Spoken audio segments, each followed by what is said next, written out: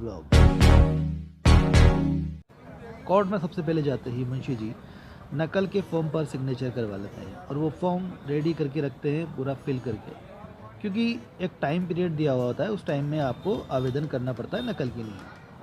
उसके बाद हम देखते हैं कि भाई हमें किसी कोर्ट के अंदर कोई बेल या कोई अपील में स्टे लेना है, तो उसके लिए हम रवाना होते हैं यहाँ से।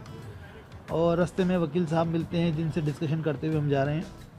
और यहाँ से कुछ फॉर्म और लेना है मुंशी जी को नकल के, जिस पे मैं साइन करूँगा, उसके बाद वो अपना काम में लग जाएंगे। यहाँ पर एक पुलिस वाला आ गया था, मुझसे कुछ डिस्कस कर रहा था केस के रिगार्डिंग। फिर हम चलते हैं यहाँ से, हमारी लाइब्रेरी है आगे की तरफ, तो मैं लाइब्रेरी का थोड़ा सा आपको व्यू दिखाता हूँ। बाकी ये लाइब्रेरी है हमारी। अभी हम जा रहे हैं सज़ा सस्पेंड कराने के लिए। किसी केस के अंदर सज़ा हुई है एक मुलजिम को, जिसकी अपील हमने फ़ाइल की है। मुंशी जी के साथ जा रहे हैं हम विशिष्ट न्यायाधीश SC/ST प्रकरण टोंक, इस कोर्ट के अंदर। तो ये कोर्ट का रास्ता है और ये जो पूरा परिसर है ये कोर्ट परिसर है। इस कोर्ट के अंदर लगभग 15-16 कोर्ट हैं दोस्तों। ये सामने विशिष्ट न्यायाधीश हैं। यहाँ से फ्री होने के बाद हम दूसरे कोर्ट की तरफ जाएंगे और ये है दूसरा कोर्ट जहाँ मैं आ चुका हूँ, विशिष्ट न्यायाधीश लैंगिक अपराधों से बालकों का संरक्षण अधिनियम। एक्चुअली इस कोर्ट के अंदर गवाह नहीं आया, मैं गवाह के लिए गया था। उसके बाद मैं सारे कोर्ट में घूमने के बाद सीट पे आता हूँ तो यहाँ पे क्लाइंट्स बैठे हैं जिनसे मैं डिस्कशन कर रहा हूँ और उनकी जो परेशानी है, वो समस्या है, उसको सुन रहा हूँ। एक दूसरे साहब आते हैं, वो अपनी तारीख पूछते हैं, तो डायरी में से उनको तारीख बताता हूँ। इसके बाद भाई साहब वो बंदा जो है, हमारा जो क्लाइंट है, वो हमें छोड़ता ही नहीं है, वो पूरी आर्ग्यूमेंट करके जाता है हमसे। फिर हमने थोड़ी सी डिस्कशन कर रहे थे, तभी एक क्लाइंट वो आ जाता है जो जूनियर से, उनके साथ डिस्कशन कर रहा था मैं। तो वो अपना इशू लेके आता है। इन बच्चों को मैं पूछता हूँ कि भाई क्या करोगे आप, बताओ, ये सिचुएशन है, इस सिचुएशन में किस तरह से कोई धारा जुड़ेगी। जो धाराएँ जुड़वाना चाहते हैं, धारा जुड़ी नहीं है, तो क्या करना होगा। तो फॉर एग्ज़ाम्पल हमने इसमें बताया था, लेकिन माइक लगाना मैं भूल गया, तो वॉइस क्लियर नहीं थी, इसलिए वॉइस ओवर कर रहा हूँ।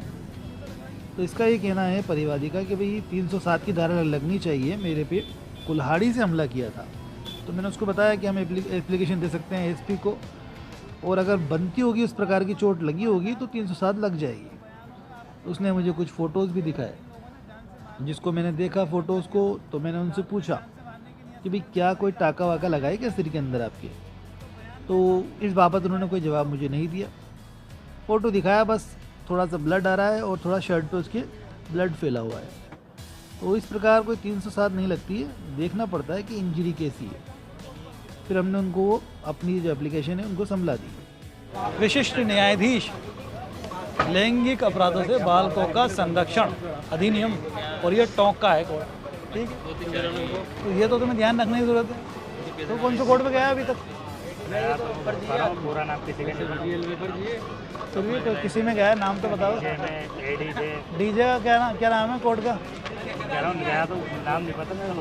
नाम पता करो, उस पर सब जब एंटर होते हो तो लिखा रहता है, देखो क्या लिखा हुआ, हर जगह लिखा हुआ रहता है।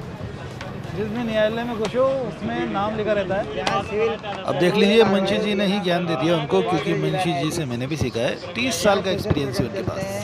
302 के 307 के ये फिलहाल सेशन न्यायाधीश, और जहाँ नारकोटिक ड्रग्स के इनके मुकदमे आते हैं ना, उनमें विशिष्ट न्यायाधीश हैं DPS के से। 3 नाम हो गए DJ के 3 नाम बताएं, और मुंशी जी ने बताया आपको ये, इसीलिए तो मुंशी जी के साथ लगाया मैंने।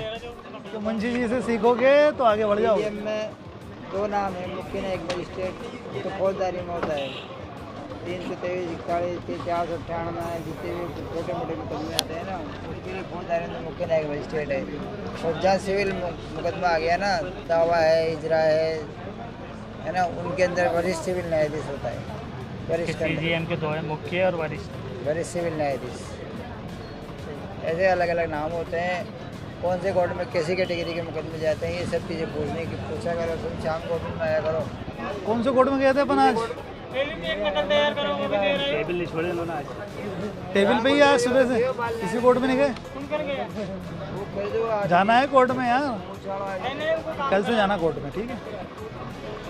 कल मिलो, और कल तो यही है फुल डे, कल यही है फुल डे। सुनो, सबसे मेन चीज़ ये है कि ये जो फील्ड है सीरियस लोगों के लिए है। मजाक दिल्ली की आप करोगे, किसी का भविष्य ख़राब हो जाएगा। क्योंकि देखो वो पोक्सो का कोर्ट है, वहाँ पे 10 साल 20 साल आजीवन कारावास, आदमी मृत्यु दंड की सज़ा भी होती है उसके अंदर। तो इसलिए सीरियस लिया करो कोर्ट को, काम सीखो इंटरेस्ट लेकर के, और देखो फिर मज़ा आएगा। जानकारी होगी तो मज़ा आएगा, जानकारी नहीं होगी तो बिल्कुल मज़ा नहीं आएगा, बोरियत होगी। अब कोई मर गया, माथे कोई मर गई, ये क्या बात हुई? फिर भी अगर मेरे माथे मर गए, कौन सी धारा लगती? 306 तेरे माथे। तू परेशान मत करना हेमंत को, अरे वो जानबूझ के मर गया तो मेरे जानबूझ के मारा तब भी हम तो 306 में डालेंगे तेरे को अंदर। दोस्तों इसके बाद अचानक से बारिश शुरू हो गई और हमारी जो टेबल है वहाँ तक पानी पहुँच गया और बार बार सफाई करना पड़ी टेबल की भी। आसपास तेज़ फुहारें आ रही थी बारिश की और टेबल ही भीग गई और हम भी कुछ भीग गए। पूरे बाल हमारे भीग चुके थे। मैंने मेरा असिस्टेंट को कहा कि कोई दिक्कत नहीं है, बस बहुत है, शूट हो गया, काफ़ी है। बरसात हो चुकी थी, इस वजह से मैंने उसको मना कर दिया, लेकिन वो फिर भी थोड़ा बहुत शूट करता ही रहा जब जब उसे मौका मिला। तो ये हमारा कोर्ट परिसर है। वकील साहब से मैं चर्चा कर रहा हूँ, ऐसे डिस्कशन कर रहे हैं हम लोग थोड़ी बहुत। किसी भी टॉपिक पे हम शुरू हो जाते हैं, वकील लोगों में हमारी आदत होती है, लेकिन सिर्फ कोर्ट परिसर में ही करते हैं हम। कोर्ट के बाहर मिलते हैं तो नॉर्मल बात, फिर हम निकल जाते हैं घर की तरफ। और ये देखो हमारा कोर्ट में कितना पानी भर चुका है और ये बहता हुआ निकल जाएगा रास्तों से जो बनाए गए हैं। और ये हमारा एग्ज़िट कोर्ट की तरफ से निकलते हुए पटेल सर्किल की तरफ से होते हुए घर की तरफ रवानगी। तो दोस्तों नेक्स्ट वीडियो देखना चाहते हैं तो कमेंट करके